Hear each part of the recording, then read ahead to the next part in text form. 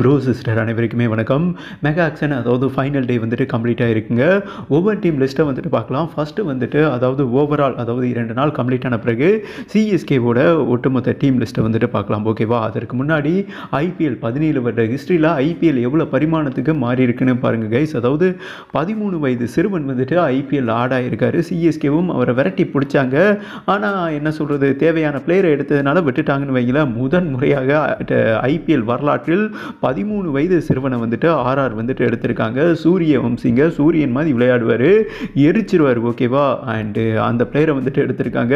13 வயது சிறுவனுக்கு எப்படி ஒரு வாய்ப்பு வந்திருக்கு. அண்டு 1.25 கோடிக்கு 13 வயசில் 1.25 கோடி சம்பாதிச்சிருக்காருன்னா கிரிக்கெட் எதிர்காலத்தில் வந்துட்டு ஒரு செம்ம ஃபியூச்சர் பிஸ்னஸ் என்று சொல்லாங்க.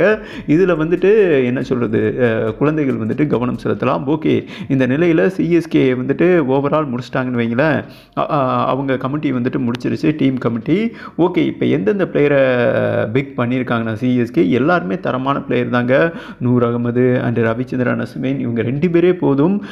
அதாவது நுறுக்கி போடுவாங்கன்னு வைங்களேன். 7 மேட்ச் சென்னை கண்டிஷனில் ஜெயிச்சாலே போதுங்க. சென்னை ஆடுகளம் ஸ்பின்னுக்கு செம்மையாக எடுப்படும். ஸ்பின் வந்துட்டு எவர் கிரீன் தான். இந்த நிலையில் நூர் அகமது, அஸ்வின் இருக்காரு.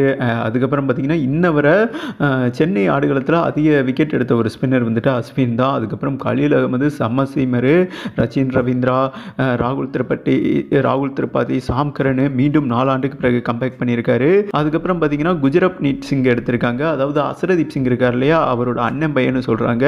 அண்ட் நாதன் எல்ஸ், தீபக் கோடா, செம்ம பிக் தீபக் கோடா மிடில் வந்துட்டு வேற லெவலில் யூஸ் பண்ணால் என்ன ப்ரோ அவர் பக்கோடாமா தானங்க விளாண்டுருக்காரு, பக்கோடாமா தானே எல்லா போலும் சாப்பிட்டு போயிடுவாங்க அப்படின்னு நீங்கள் நினச்சிட வேணாம். சிஎஸ்கே டீமில் தோனி தலைமையின் கீழ் விளையாடும்போது அது வேற லெவல் தான் ப்ரோ. அது என்ன ப்ரோ தோனி தலைமையின் கீழ், ருத்ராஜ் கைக்வாட் தலைமையின் கீழே தானே சொல்லணும்னு கேட்டிங்கன்னா, தலை இருக்கிறவரை லயன் இஸ் ஆல்வேஸ் லயன் தாங்க. சிங்கம் எப்போதுமே சிங்கம் தான். ஓகேவா? அதனால தோனி தான் சிஎஸ்கே டீமோட ஒரு தலைவன் என்றே சொல்லலாம்.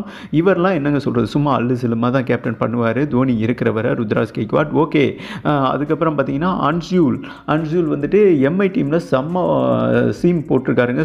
சீம் அவர்கிட்ட அந்த ஸ்விங் இருக்கும், அதனால அவர் எடுத்திருக்காங்க. எல்லா பிளேயருமே வந்துட்டு பெரிய பிளேயர் தான். ஓகேவா? சூப்பராக ஒர்க் பண்ணக்கூடிய பிளேயரை வந்துட்டு சிந்திச்சு எடுத்திருக்காங்க என்றே சொல்லாங்க. அதுக்கப்புறம் பார்த்தீங்கன்னா ஓவர் டன், விஜய் சங்கர், இதுதான் ஒரு தேவையில்லாத 7.5 சனி என்றே சொல்லலாம். எதுக்கு இவனை எடுத்தாயின்னு இதுவரை எனக்கு ஒன்றுமே புரியலைங்க. நானும் என்னென்னமோ பண்ணி திங்க் பண்ணி பார்க்குறேன். ஒரு மிகப்பெரிய 7.5 சனி, ஃபீல்டும் பண்ண தெரியாது, பேட்டிங்கும் தெரியாது, கிரிக்கெட்டரே கிடையாது. ஆனால் எதுக்கு எடுத்து போட்டிருக்காங்கன்னு தெரியல. அதாவது திருஷ்டியை கழிக்க நம்ம வீட்டு முன்னாடி பார்த்தீங்கன்னா அகோரமாக ஒரு ஃபோட்டோ ஓட்டுவோம் பார்த்தீங்களா, அந்த மாதிரி சிஎஸ்கே எடுத்து போட்டிருக்காங்க.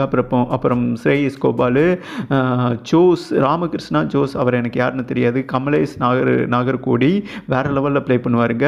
அண்ட் முகேஷ் சௌத்ரி, சாய் ரசித் இவங்க 2 பேரும் ஆல்ரெடி இருந்தவங்க தான்.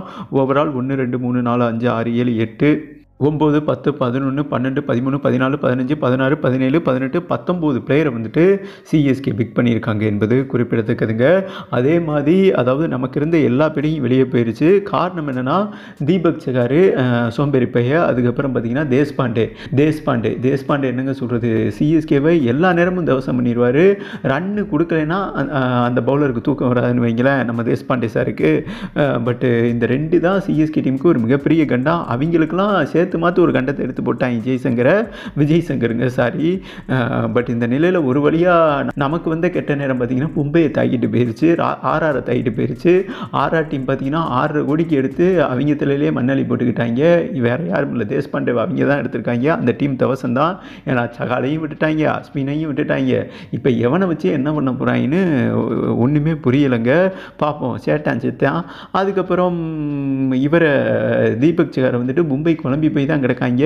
தீபக் சகாரை எடுத்து போட்டாங்க. ஓகேவா? அவ்வளோதாங்க, அந்த டீமு தரிசு. அவனே ஒரு சோம்பேறி பைய, அந்த டீமே வந்துட்டு தூங்க போது. என்னைக்காவது 2-3 மேட்ச் தான் விளையாடுவாப்பில், அப்புறம் கை பிடிச்சிருச்சு, கால் பிடிச்சிருச்சுன்னு, கவர்ச்சி நடி மாதிரி சுளுக்கு பிடிச்சிருச்சுன்னு கிடக்கிறது. பட் அந்த டீமும் தரிசு. நமக்கு வந்த கெட்டதெல்லாம் அவங்க எடுத்துக்கிட்டாங்க என்றே சொல்லலாம். உடம்புக்கு சேதாரம் ஆனாலும் உசுருக்கு சேதாரம் இல்லைப்பாங்கிற மாதிரி தான் சிஎஸ்கே செம்மையாக பிக் பண்ணியிருக்காங்க, ட்ரேட் பண்ணியிருக்காங்க. அதுக்கப்புறம் பஞ்சாப் பிக் பண்ணியிருக்காங்க. ஃபைனலாக 25 ஐபிஎல்லில் 25 பிளேயரை வந்துட்டு செட் பண்ணிட்டாங்க சிஎஸ்கே. பஸ்ஸில் ஏறிட்டாங்க சிஎஸ்கே பஸ்ஸில். அதில் வந்துட்டு கலைஞ்செடுத்த 11 வீரர்கள் வருவாங்க. தோனியோட லாஸ்ட் சீசனுங்க. அவர் அந்த 11 வீரர்கள் கௌரவப்படுத்துவாங்களா? அந்த 11 வீரர்கள் யார் 25 ஐபிஎல் சிஎஸ்கே பிளேயிங் 11 ப்ளே பண்ண போகிறாங்க, அதை வந்துட்டு நம்ம நெக்ஸ்ட் வீடியோவில் பார்க்கலாம். ஓகே, இந்த 25 வீரர்கள் வந்துட்டு தோனியை கடைசி விடை பெறும்போது கௌரவப்படுத்தி 6வது முறையாக சாம்பியன்ஷிப் வின் பண்ணி கொடுப்பாங்களா? உங்களோட கருத்தை டேக் பண்ணி விடுங்கன்னு சொல்லிட்டு கம்ப்ளீட் பண்ணுறேங்க.